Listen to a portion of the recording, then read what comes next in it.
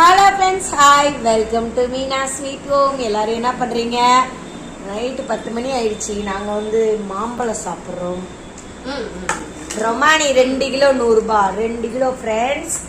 மாம்பழம் friends 2 kilo 100 ரூபாய் friends. அப்புறம் நாகப்பழம் கிலோ 160 ரூபா. யாருக்கெல்லாம் வேணும்? கம்மி விலையாக இருந்தால் நம்ம எல்லாமே சாப்பிடுவோம். பாருங்கள், என்ன சொல்கிறது, கம்மியாக கிடைக்கும் போதே நம்ம அனுபவிச்சுக்கணும். சரிங்களா? ஓகே ஃப்ரெண்ட்ஸ், இந்த வீடியோ எதுக்காகன்னு தெரியுமா? உங்களோட சேஃப்டிக்காக. இது ரீசெண்டாக ஒரு 2 நாளாக, ஒரு 3 நாளாகவே எனக்கு ஒரு ஃபோன் வருது. என்னன்னு தெரியுமா? நீங்கள் அதாவது ஐஆர்எல்ஐசியிலேருந்து பேசுகிறோம் அப்படின்னு சொன்னாங்க. சரி, நானும் சொல்லுங்க அப்படின்னு சொல்லி கேட்டேன். நீங்கள் எல்ஐசி போட்டிருக்கீங்களான்னு கேட்டாங்க. ஆமான்னு சொன்னேன். கொஞ்சம் இருட்டில் உட்காந்துருக்கேன், அதனால கருப்பாக இருக்கு. நான் எப்பயுமே கொஞ்சம் வெள்ளையாக இருப்பேன், அதனால கொஞ்சம் தள்ளி வந்துடுறேன். சரிங்களா? ஏன் இருக்கிற கலரை கருப்பாக காட்டணும் ஃப்ரெண்ட்ஸ்? அதனால கருப்பு தான் ஃப்ரெண்ட்ஸ் அழகு, ஆனால் கருப்பு தங்கம் நான். சரி, ஓகே, நான் விஷயத்துக்கு வரேன். எதுக்கு தெரியுமா? ஐஆர்எல்ஐசிலேருந்து பண்ணுறேன்னு ஒரு பொண்ணு பண்ணுச்சு. சரி, ஓகே, எதுக்குன்னு கேட்டேன். நீங்கள் எல்ஐசி போட்டிருக்கீங்களான்னு கேட்டுச்சு. ஆமான்னு சொன்னேன். எவ்வளோ அமௌண்ட் கட்டியிருக்கீங்க இது வரைக்கும்? பாலிசி லைவ்ல இருக்கா? என்னகிட்ட கேட்டு தெரிஞ்சுக்கிச்சு. லைவ்ல இருக்கா, இல்லை கட்டாயிடுச்சா, கட்டிட்டு இருக்கீங்களா? அப்போ 696 ரூபாய் கட்டுறோமா, ஒரு 13 வருஷம் ஆயிடுச்சு அப்படின்னு சொன்னேன். இப்போ நீங்கள் அதை என்ன பண்ணுன்றீங்க? கண்டினியூ பண்ணணும்னு நினைக்கிறீங்களா, இல்லை கிளைம் பண்ணிக்கிறீங்களான்னு கேட்டுச்சு. இல்லைம்மா, கொஞ்சம் பைசா தான் டைட்டாக இருக்குது, அதனால கிளைம் பண்ணிக்கலாம்னு இருக்கேன் அப்படின்னுச்சு. சரி, டாக்குமெண்ட் எடுத்துகிட்டு வரீங்களா அப்படின்னு கேட்டுச்சு. அப்போ நான் சொன்னேன், டாக்குமெண்ட் இல்லை என்கிட்ட. ஒரு வாட்டி அதில் லோன் வாங்கினேன், அதோட டாக்குமெண்ட் அவங்ககிட்ட கொடுத்து அதை சரண்டர் பண்ணாதான் கிளைம் பண்ண முடியும்னு சொல்லிட்டாங்க எல்ஐசிலன்னு சொன்னேன். அப்போ அதுக்கு அந்த பொண்ணு என்ன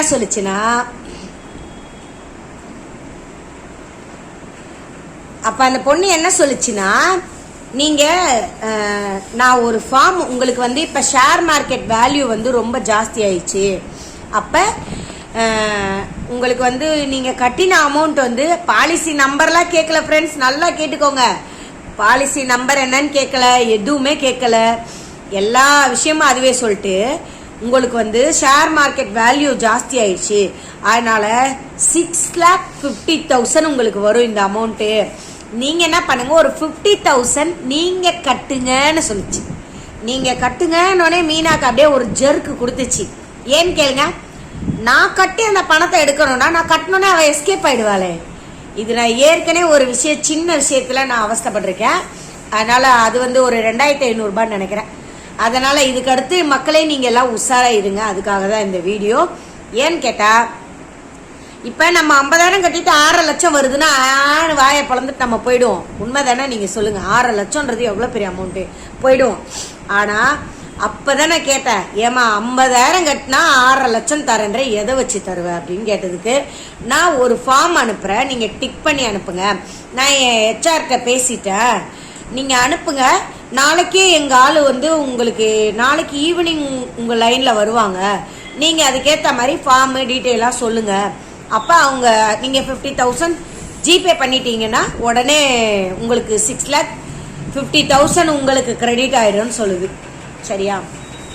நான் நேற்றே சொன்னேன் அந்த பொண்ணுக்கிட்ட, தயவு செஞ்சு நீ ஃபோன் பண்ணாத, நீ ஃப்ராடு லைனில் பண்ணுறேன்னு எனக்கு நல்லா புரியுது, அதனால் தயவு செஞ்சு பண்ணாத, இந்த நம்பரை நான் யார்ட்டனா கம்ப்ளைண்ட் கொடுத்துருவேன்னு சொன்னேன். 2 வாட்டி பண்ணிச்சு. கொடுத்துட்டே சங்கீதாவை திட்டுச்சு. ஏதோ படிக்காதவங்களை கேள்வி கேட்குற மாதிரி கேட்குறீங்களே. அதான் எங்கள் அம்மா சொல்கிறாங்க, 696 ரூபாய் கட்டினா எப்படி 6 லட்சம் வரும்னு. தலைகில நின்னாலும் வராது ஃப்ரெண்ட்ஸ். எப்பயுமே உங்களுக்கு பல்காக ஒரு அமௌண்ட் வருது, நீங்கள் இந்த அமௌண்ட் பே பண்ணுன்னு சொல்லும் போதே நீங்கள் யோசிக்கணும், உஷாராகணும். சரிங்களா? இந்த மாதிரி தான் நிறைய பேர். நான் தேனாம்பேட் பிரான்ச்சில் இருக்கும்போது ஏடிஎம்ல 4 நம்பர் சொல்லு 4 நம்பர் சொல்லுன்னு சொன்னாங்க. 18,000 சரட்டுன்னு ஆன்லைனில் கார்டு எடுத்து உருவிட்டாங்க. சரிங்களா? அந்த அம்மா அழுதுகிட்டு இருந்துச்சு, ஃபீஸ் கட்டுற பணத்தை எடுத்துட்டாங்கன்னு. அதுக்கெல்லாம் அவ்வளோ போராடினாங்க பாவம் எங்கள் ஆஃபீஸில்.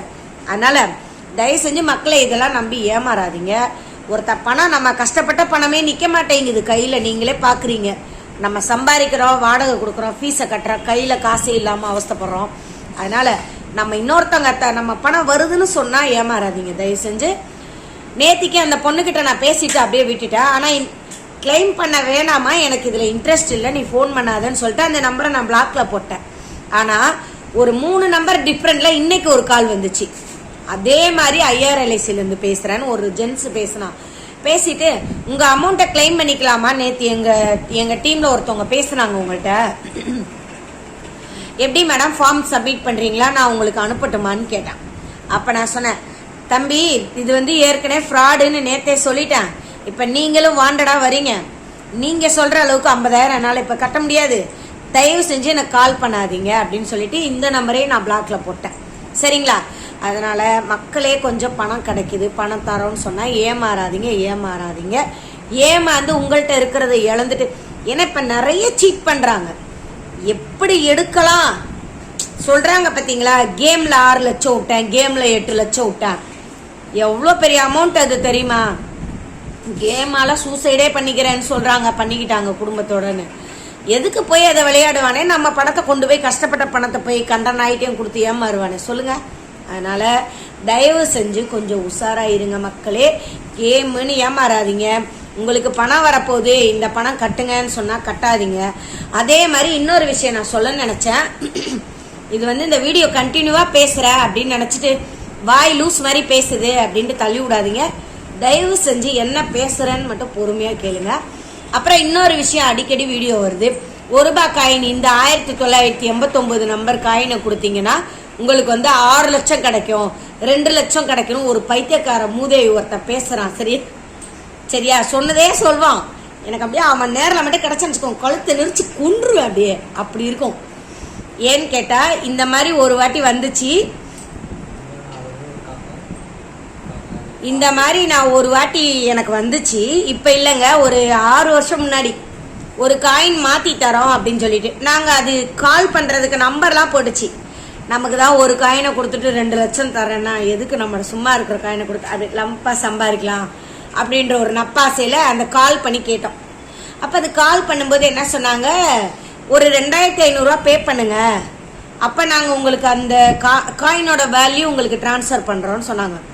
2500 ரூபாய் போட்டோங்க, போட்ட கொஞ்ச நேரத்துல ரிட்டர்ன் காலும் எடுக்கல, மெசேஜ் ரிப்ளை பண்ணல. அது வரைக்கும் வாட்ஸ்அப்ல மேம் ப்ளீஸ் பேன்னு அனுப்பிச்சிட்டு இருந்தான் ஒருத்தன்.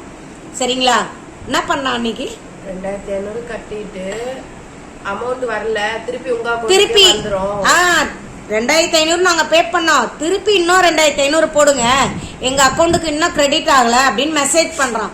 இதை நம்பி நான் இன்னொரு ஆள்கிட்ட கடன் வாங்கி திருப்பி 2500 போட்டேன். எல்லாரும் யோசிக்கிறீங்க தானே மைண்ட் வாய்ஸ்ல, பைத்தியக்காரிச்சி நப்பா பல்கா சம்பாதிக்கலான்னு ஏமாந்துட்டியான்னு.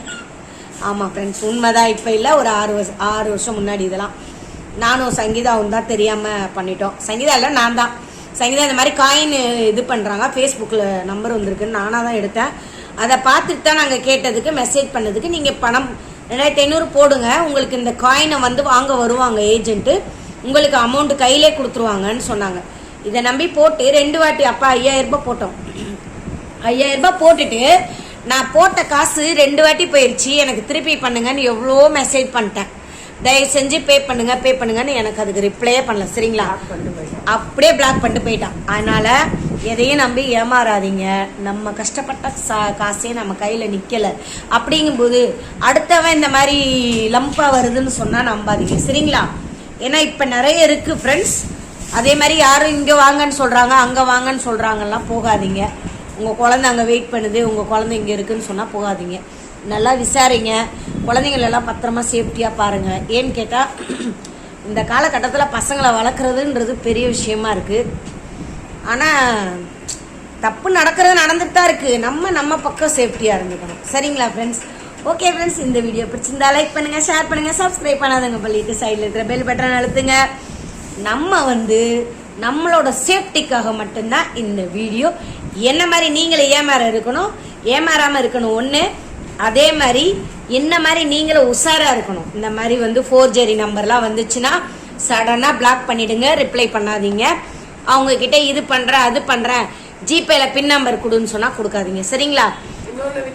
இன்னொன்னு விட்டேன் என்ன, அதே மாதிரி எதனா லிங்க் அனுப்பியிருக்கேன் அதை டச் பண்ணுங்க அப்படின்னு சொன்னாங்கன்னா தயவு செஞ்சு லிங்கை டச் பண்ணீங்கன்னா உங்க அக்கௌண்ட்ல இருந்து அவங்க அக்கௌண்ட்டுக்கு பணம் போயிடும். சரிங்களா? நிறைய களவாணித்தனம்லாம் பண்றாங்க ஃப்ரெண்ட்ஸ். ஐயோ என்னால முடியலங்க சாமி. சரிங்களா? அதனால் நீங்களாம் கொஞ்சம் உஷாராக இருங்க. அதுக்காக தான் இந்த வீடியோ. ஏன்னா கொஞ்ச நாள் வீடியோ போட முடியல, டைம் இல்லை.